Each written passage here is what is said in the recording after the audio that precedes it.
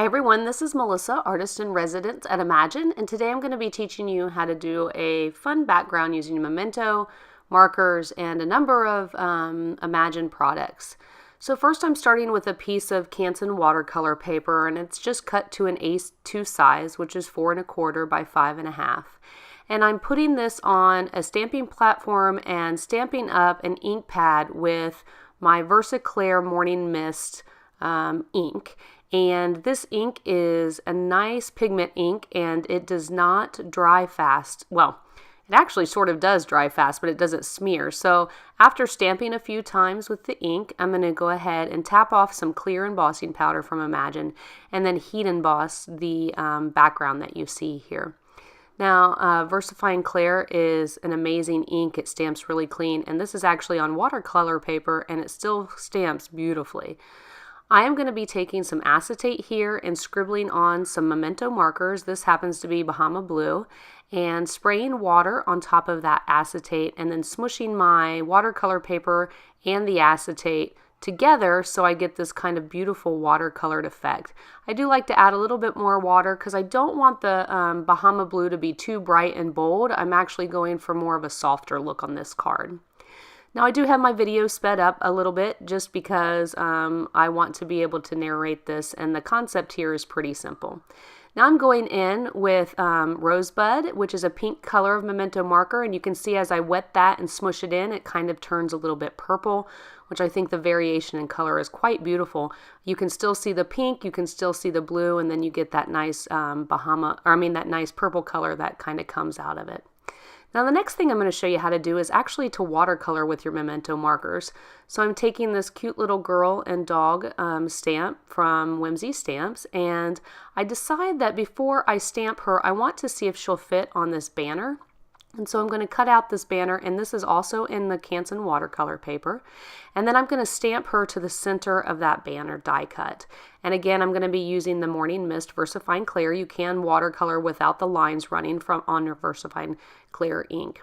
So I stamp it a few times because I am stamping on watercolor paper, and oftentimes when you stamp on watercolor paper, you don't get a really clean, even finish the first time because it does have a little bit of texture.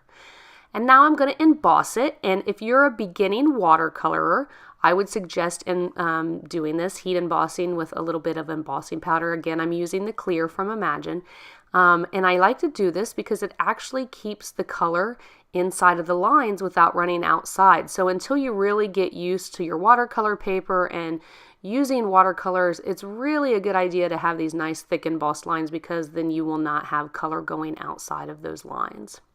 I start with an Angel Pink Memento Marker and color her skin, and you can see I'm using a fine tipped watercolored brush to do this. And then I move to a Sky Blue, and I'm going to be coloring her dress with that, and I'm doing it just very lightly. You can barely see it, but I will add a little bit more color, but again, I'm going for a very light watercolor look. Now I'm going to go in with this Memento Brown. I will link all of the colors in the description box. I don't remember right off the top of my head what color this is, but I will again link all the products in the description box. And again, you can see I'm just putting a nice even coat of color all over the dog as well. And then what I'm going to do is after I color her hair, I'm going to go in and add a little bit more detail to them. Now this dries pretty fast, and I'm going to go in with a little bit of that Bahama Blue. If you remember, I used that for the background. And I'm going to add some color to her dress, coloring in her pleats and then pulling that color all the way down her dress just to add a little bit more dimension to her and give it a little bit brighter of an appearance. I thought it was just a little bit too light. And you'll see me do this with the dog as well. But after I finish her dress, I'm going to use a little bit of London Fog, which is the gray that you see in my hand. Oh, actually, I'm going to add a little bit more color to her skin. I felt like it was just a little bit too pale. Then I'm going to add the London Fog to her little white shoes just for shadows and also the collar around her dress. Now, I will say that between each marker, I wipe off the color, and the reason why is because I don't want any blending of color. So I'm just scribbling on an acrylic block here. You can use acetate any non-porous surface you can scribble that color onto and then watercolor with it. You can also use your markers directly on paper, but I happen to like using these for watercoloring. It gives you a really soft, beautiful look. And then the great thing about these markers is that you can then use the fine tip and you can add details. So I'm going to put some polka dots on her dress and on her headband. I apologize for the blurriness. It's just because my hand is a little bit higher. I also go in with a London fog and add those shadows in. So now that I'm finished with that, I want to show you one more technique that I like to do, and that is, I like the way this looks, but I've decided I would like that outside banner to be that Morning Mist VersaFine Clair color. So what you see me doing is taking some low adhesive tape, like masking tape. I overlay the tape, and then I can smush that banner into the ink without getting my hands messy and without getting my craft mat really messy. Then what I do is wipe off a little bit of that VersaFine Clair, and then I'm going to go ahead and heat emboss with the clear Imagine embossing powder again. The only reason I wiped a little bit of it off was because I kind of like this, it gives it a mixed media textury look when it's not completely on there even, and you can kind of see what I mean after I heat emboss. That there's embossing powder all over it, but it gives it kind of this bumpy texture that's really pretty and I think appropriate for this watercolored type card. So once I get that heat embossed, I'm going to go ahead and add it to my card, and I decide that I'm going to cut down the background a little bit smaller than my white card base. You can see me making my card base here, and I decide I want to cut that down to a 4 by 5 1/4, and then I'm going to adhere that watercolor paper with my Tear-It tape.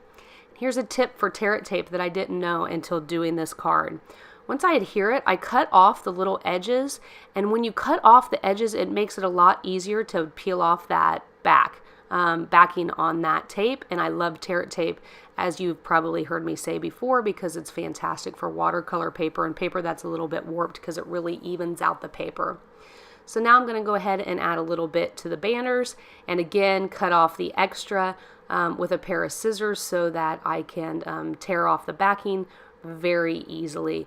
And this tape adheres really well to that embossed background as well. Now I will say that before I add tape, I make sure that all of my surfaces are completely dry. Trying to stick tape to the wet surfaces that are not quite dry can cause some warping, and you might not be able to get very good adherence of your tape. So once that's finished, I have completed my card, and I thank you for joining me today, and join us again on Imagine for more great tutorials and projects. Thank you, and have a great day.